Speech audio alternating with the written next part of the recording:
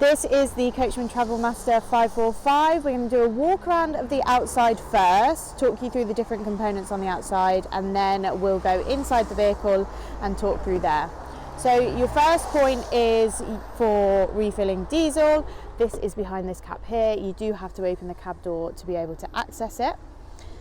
Then if we look in this section, you have got your water filling point. So you can see this indicated by the tap here, and I'm going to show you how to operate that now. So you have your set of keys, and what we're going to do is lift it up.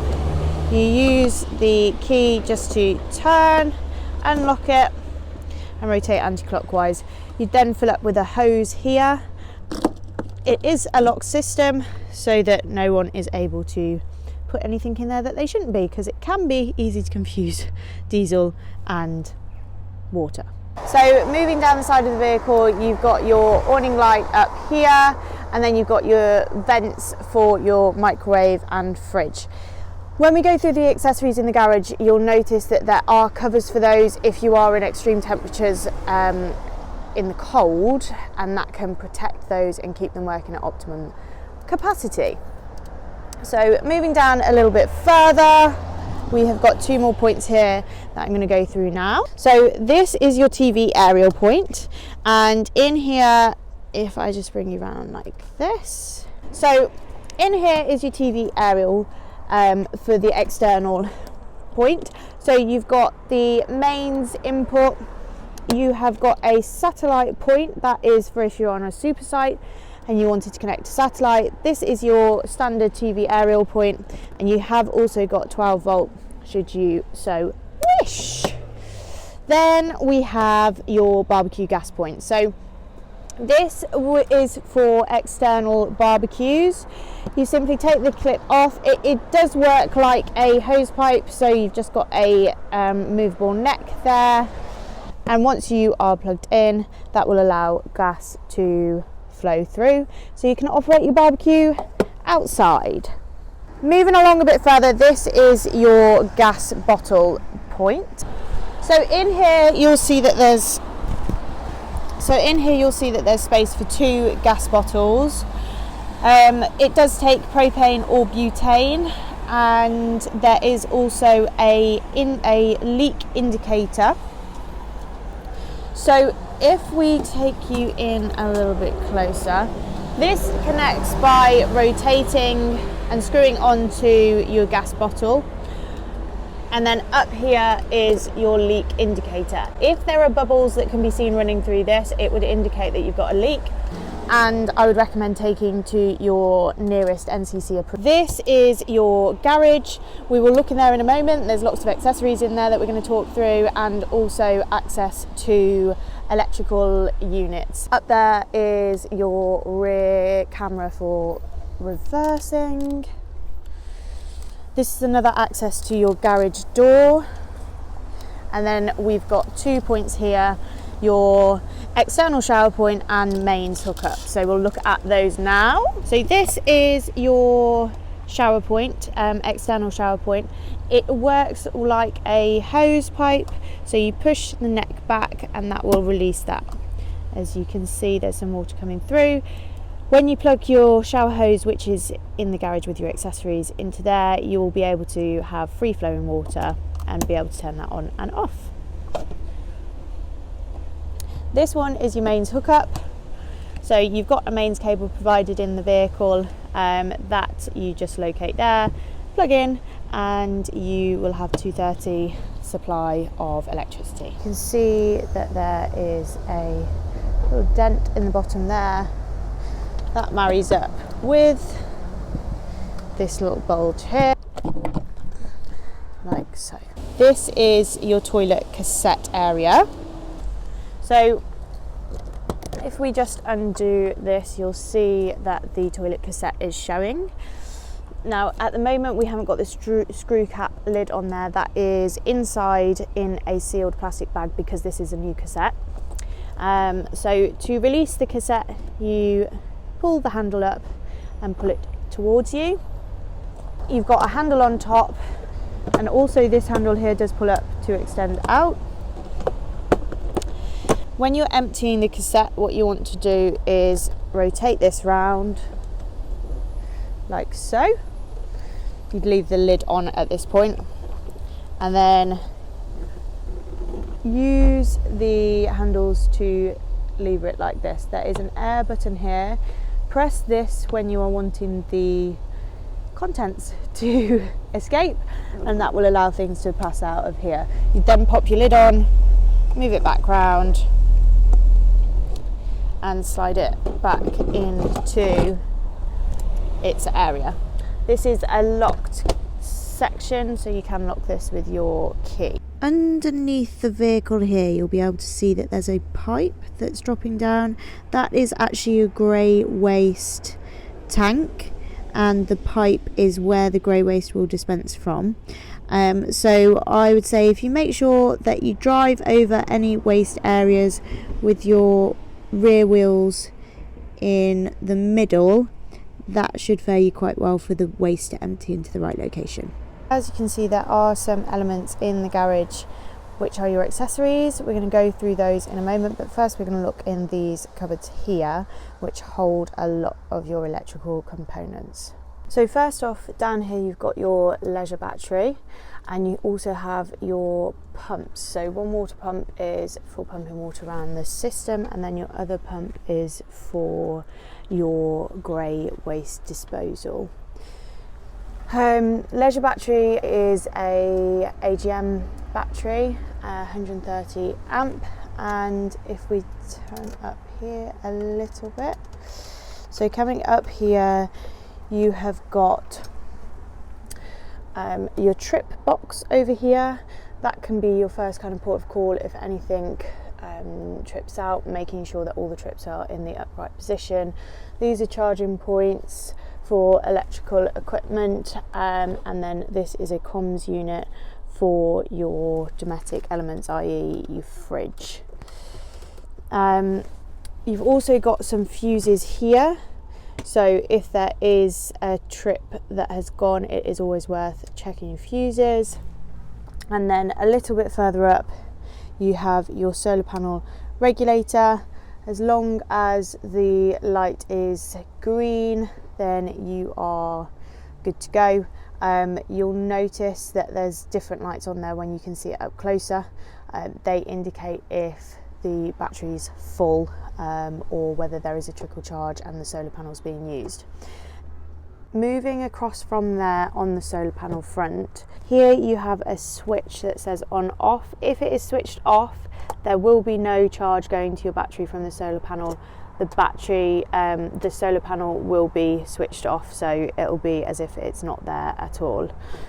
So make sure that that is switched on for a trickle charge to be going to your... This is just a spare cupboard which has access from both sides, as you can see. This here is ventilation for the Aldi heater below. You'll be able to see the vent here. Make sure that nothing is stored in that cupboard because it will affect the ventilation. And then this is your Aldi heater, and this is what will be heating your water for things like showers. So when you are clearing the vehicle down to store it, you'd want to put that yellow switch in the upright position. That will drain all of the water from this so that it's stored safely and properly. Final thing to mention on this side is your isolation switch for your 12 volt. If you were to turn it like this and remove the key, got a bit of a dust cover, that would stop all supply to your 12 volt in the vehicle. So anything that's been operating off your leisure battery would no longer work. I'll pop that back on for now. You simply locate and then turn, and that switches everything back on. Looking at your accessories, first you've got your mains hookup cable, which was demonstrated earlier. This is your whale shower facet. Now this does have a trigger system on it, so you simply pop that into your shower point and then you'll be able to press for on or off. You have got some plastic trims that are steels, which you can put, there are some plastic trims which you can put on your metal steels, on your steel wheels. They are if you are moving around in winter and you don't want to ruin your alloys. You've got your Thule canopy handle. This simply fits in and you manually twist it round. There is more in the Thule box, which is this. However, the handle is the only thing that you would need, as everything has already been fitted to the side of the vehicle. These are your ladders, which hook on simply here, and they hook onto your drop-down bed, which is in the vehicle. These are your fridge vent covers for when it is winter, to make sure that the fridge is working to optimal temperature. There's also one for your top vent, which is where the microwave is located. And these simply clip on underneath and then into this space. On the other side of the garage, you'll notice that you've got the 230 and 12 volt plugs. They are for use as you please. And then down here, you've got moving anchor points. If you are wanting to fix them, you simply, as we can see, rotate clockwise and they lock into place, like so. Located on the left and right side of your garage, just here, are light switches for lighting within the garage. So moving inside the vehicle, we're going to start at the back and work forward. If we look in the right hand side cupboard, you'll notice that there is a control panel in here. This is your LD heating panel. On the right hand side, there's a switch, and that is to indicate whether it's operating off 12 volt or whether it's on the control system of the motorhome. It should be switched to the system, because then that will make this panel redundant. If it's on 12 volt, that will be when you're using the leisure battery to operate the heating system, and that is when that panel will come into life. As I say, if it's switched onto the system, then you will be using the main control panel at the front of the van, which means that you won't have to use that panel, and it will be operating off the power source that's most suitable for it. Primarily, it will always pull from the 230 volt mains hookup, or gas if there's no mains. On this side, you have some USB ports in there and a little bit of space for your cup of tea. You've got lights above the bed and switches. They operate these two lights and the lights in these cupboards. And then you have storage overhead. Moving over to the other side of the bed, you have got your Wi-Fi and TV aerial in here. Make sure that the TV aerial is fully down when travelling. You've got an amplifier here, which is for your TV, and then this is your Wi-Fi box. If you are using the Wi-Fi, you'll need a SIM card to insert into the top, and that can be prepaid or pay as you go. Got the TV hooked up here on a bracket, and then you've also got obviously your plug and TV aerial point, and then light control for the bedroom and the whole of the caravan. This is your bathroom area, and we're just going to talk through the toilet. So your cassette is underneath the toilet, and what you have here is a flush system and a level indicator. This will come on when the toilet's almost full, so you want to empty it ideally before that light comes on. If we open the toilet up, there is a blade underneath here that you move across to open, and that will allow access into the cassette. When you are using the toilet, I mentioned earlier that there was no cap on the cassette. That is the cap, and it is located in this bag, and this is your chemical.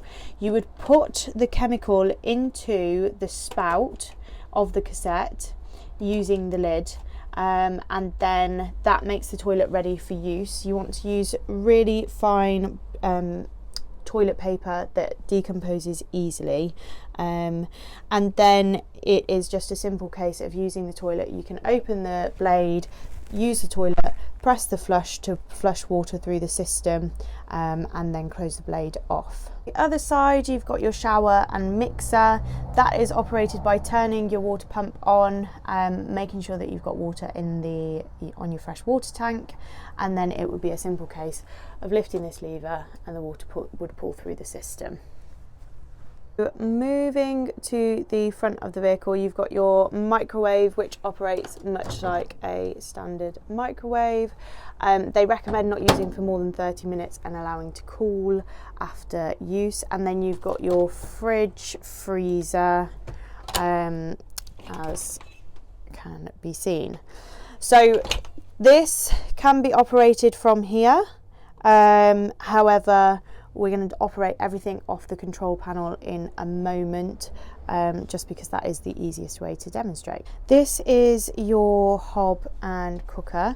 So important thing to remember is just make sure that the glass lid is all the way back when you are operating the hob.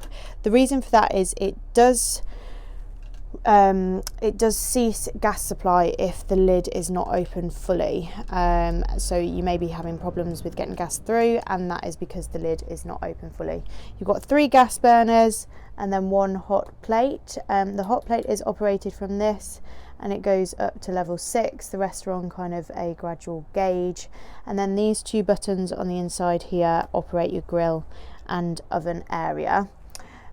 Simple to operate, you just press the igniter and then would push and turn to start. Obviously you need a gas supply to the oven if you are wanting to operate it.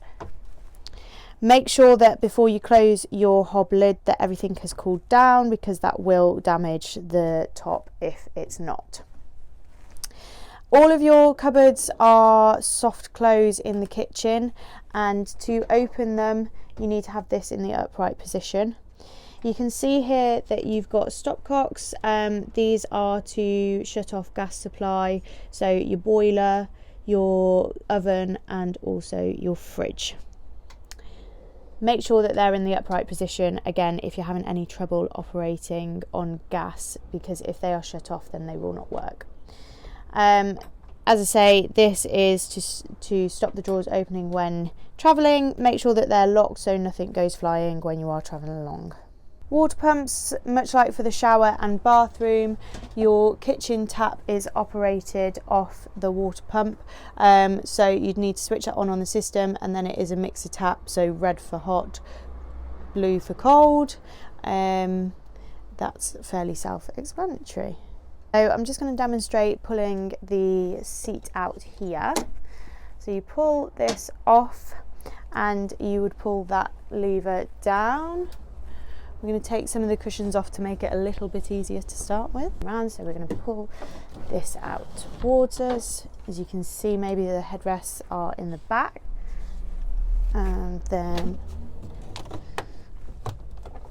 pull that round. So your base goes back on, and then this would tuck in behind the seat belt, so you give yourself a bit of slack and feed it through. But that is your forward facing seat. Then to pop it back away, you just literally do the reverse. So you take the seat cushions off again, move this back in,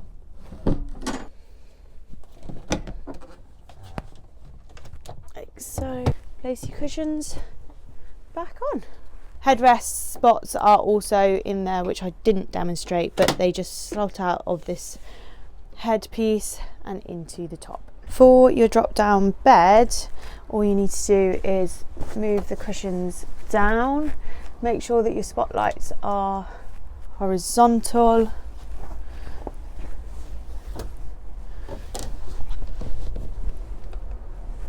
and then you use the control panel on the home page to drop the bed down. As those lights drop, the underneath lights go off, and lights above in this area and up here come on. On the level of the bed now, and you'll notice that there are safety curtains underneath here. These have clips on them which simply clip up here on both sides, so you can see the clips over that side. There is also storage above on the return here, and there is also USB ports on that side of the bed for anyone who is sleeping up there. Lifting the bed up again is simply on the control panel, pressing the up button. Again, we'll demonstrate this actually on the control panel in a moment. So everything lifts up, and then as it reaches its top point, those lights shut off and your bottom lights come on. Okay, so now we're coming to the control panel. This can be woken up by simply tapping it. At the top you've got your inside temperature, what connection you've got, so this is showing that you're connected to mains power, and this is the time and date, and then that's your outside temperature. So this is your home screen. As you can see up here, the little house is pressed in or is dark grey, showing that you're on the home screen. Your on off power button is here. That's for controlling the whole of the power on the control panel. And then you've got all of your lighting. So as that has gone grey, it shows that all your lighting is off. If I'm to press it again, it goes green and brings up other buttons. This is your lighting for the whole of the rear van. So if I was to press that, it turns on all your mood lighting in the rear of the van. And then this is your lighting in the front of the van. Down here you've got more dimmable mood lighting, so lighting under the front of the bed, lighting under the kind of LED strips of the bed, and then this is mood lighting in your kitchen area, again LED strips. This here is turn on your awning light outside, and there's quite a clever little option with this, in the fact of you can have it on so that it's activated by motion outside, so it will come on outside if it senses motion. But then this being green shows that you will have a light come on in the bedroom if there is motion to be detected outside. So it will alert you within the bedroom, so you can set this as at night, for example. It will alert you in your bedroom by switching a light on if there is someone around your front awning light. Then what we're going to move on to is this side of the panel. So this is for your heating. If you were to press this and it go green, that shows you, it's just giving itself a little bit of time to think, that shows you that the heating is on. And by pressing this here, that shows you that the water pump is on. So these are quick on off switches, and then you've got further options to go into that on the right hand side here. This is operation on your bed. If you wanted to press that, that would stop you from being able to put the bed up and down. If it's green, you use the up arrow to move it up and the down arrow to move it down. So coming from this part of the control panel, we're going to go into the heating. And if you'll notice, this is green, so it says that the heating is on, and I can feel my toes being very toasty at the minute, so that would indicate that it's also on. Here you've got your supply, and this button here tells you where the temperature is focusing. So it's whether it's automatically taking the temperature of the whole of the vehicle, whether it's focused around your lounge area, your bedroom area, or the Aldi heating panel. So we're going to go back to auto. Again, this is showing it's on. This button here is for mountain heating if you are in extreme weather conditions. And this button here is your temperature. So you can set the thermostat, your timer, I do apologise. So you can set the thermostat to whatever temperature you so wish. Say you wanted your heating to come on when the temperature dropped below 18 degrees, and you wanted that to happen from 7 o'clock to 1 o'clock in the day, or let's do 10 o'clock in the day. That would allow you to set that. I'm going to turn that off for now. We're just going to go back to the remainder of this part of the panel. So here is your actual thermostat temperature. I've set it at 23 degrees. So if you see here that the temperature is below this, then that will mean that your heating will be working, it will be on. This here is what temperature you're setting your water heating to come on at. This is your standard kind of temperature. However, you can put it up, and it takes a little bit of time to then set the boost setting. It basically raises the temperature from 50 degrees C to 65 degrees C, so you've got a greater volume of water that's being heated. It is what we would know as a boost setting. This is what kilowatts are coming through. I would just leave this unless you're on a particular site where you have to be careful of that. And then this is your gas setting. So if you want it to be drawing off gas as well, you just switch it on. There is no gas at the moment available, so I'm going to switch that back off. So that is everything in terms of your heating. This is your information panel of waste levels and water levels. So you'll see here that there is a little bit of water in the fresh water tank. There's no water, or there's a tiny little bit at the bottom there in your grey waste tank, and there's no waste in your toilet cassette. This here is your alarm. When you switch that on, that is for indicating when you have filled up fully your fresh water tank. You can use that for filling up, and then I would turn it off as it would be made redundant. This is your water pump, so I don't know whether you'd be able to hear that just going now. That shows you that the water is drawing through the system. I'm going to turn that off for now. This here is your grey waste dump. That is located, as I showed you when we were walking around the outside of the vehicle, that is located pretty much in the middle under your rear wheels. So your rear axle, that is where your grey waste is located.